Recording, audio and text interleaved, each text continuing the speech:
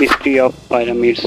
Egyptians ने इन pyramids को कैसे और क्यों कंस्ट्रक्ट किया। अस्सलाम वालेकुम guys, welcome back to our new video. So friends, आज से करीब 4500 साल पहले ये पिरामिड्स इजिप्ट में तामीर किए गए थे। ये पिरामिड्स आज की तारीख में लोगों को हैरान कर देने वाला जुब्बा है, the Great Pyramid of Giza. 147 metre high ये स्ट्रक्चर 4000 साल तक सबसे ऊंची इमारत थी, जिसे उस वक्त के आर्किटेक्ट ने बगैर किसी टेक्नोलॉजी के तामीर किया था। इस पिरामिड को तैयार करने में बेशुमार भारी पत्थर इस्तेमाल हुए थे, जिससे इस पिरामिड का वजन 6 मिलियन टन बताया जाता है। उसे अगर आप आज की तारीख की सबसे ऊंची इमारत बुर्ज खलीफा से कंपेयर करें, जिसका वजन 5 लाख टन है। प्यारे दोस्तों, सबसे हैरान करने वाली ये बात है, इसे बनाया कैसे गया। उस दौर में तो लोगों के पास ना कोई क्रेन मौजूद थी, ना कोई बुलडोजर और ना ही कोई एडवांस टेक्नोलॉजी थी, लेकिन फिर भी लोगों ने एक ऐसा मोनूमेंट बना दिया जो आज भी अपनी जगह पर कायम है। नाजरीन, जरा सोचिए, कुछ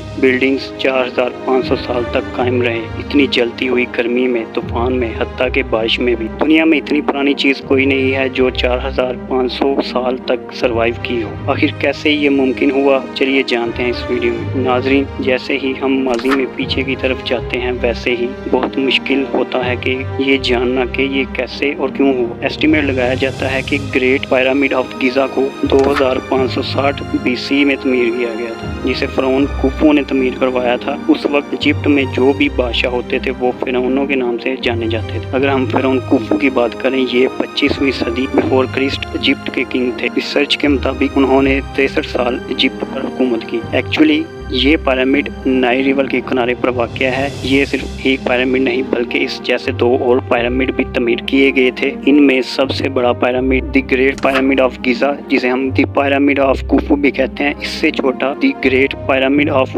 खाफरे, और जो सबसे तीसरा और छोटा पिरामिड है उसका नाम मनकोरे है। प्यारे दोस्तों, इजिप्ट में सिर्फ ये ही पिरामिड नहीं, बल्कि 118 अलग अलग शेप्स और साइज के हिसाब से पिरामिड हैं। इनमें से काफ़ी तो मलबा हो चुके हैं, लेकिन सबसे वेल प्रिजर्व्ड ये 3 ही हैं, specially the Great Pyramid of Giza. नाजरीन, इन्हें एक मकबरे के तौर पर बनाया गया था, जहां वो अपने फ़िरौन यानी बादशाह को दफनाते थे। इजिप्ट के लोग आफ्टर लाइफ पर बहुत यकीन रखते थे। उनका ये मानना था कि मरने के बाद भी जिंदगी खत्म नहीं होती। उस वक्त इजिप्ट के बादशाह वो ये मकबरे बनवाते थे। बेशुमार खाना, कपड़े, ज्वेलरी और फर्नीचर वो अपने साथ पिरामिड में रखते थे, ताकि वो आफ्टर लाइफ उन्हें इस्तेमाल कर सके। उनके मरने के बाद उनकी बॉडीज को ममीफाइड किया जाता था और उन्हें वुडन और स्टोन के कॉफन्स में रख दिया जाता था। अब आप ये सवाल करेंगे कि हमें कैसे पता चला कि ये पिरामिड सिर्फ इसी के लिए इस्तेमाल होते थे। तो नाजरीन, इसकी 2 ही रीज़न है। रीज़न नंबर 1, इस जैसे और पुराने पिरामिड्स पर हमें बेशुमार टैक्स मिले हैं, जहाँ पर बताया जा रहा है कि ये लोग क्या करते थे, और इस टैक्स से ये जाहिर होता है कि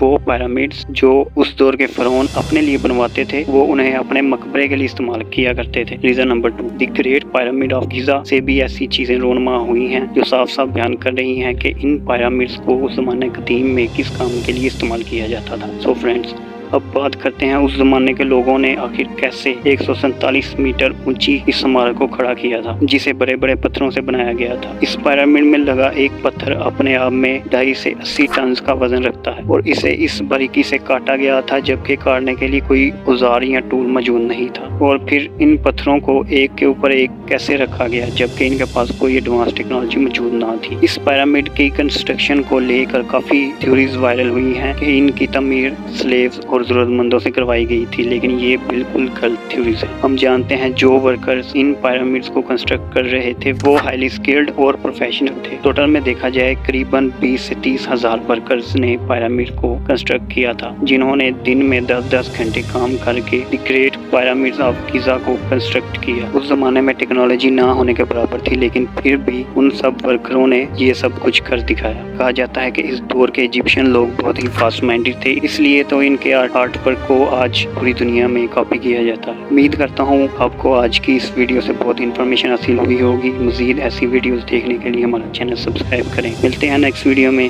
तब तक के लिए अल्लाह हाफिज़।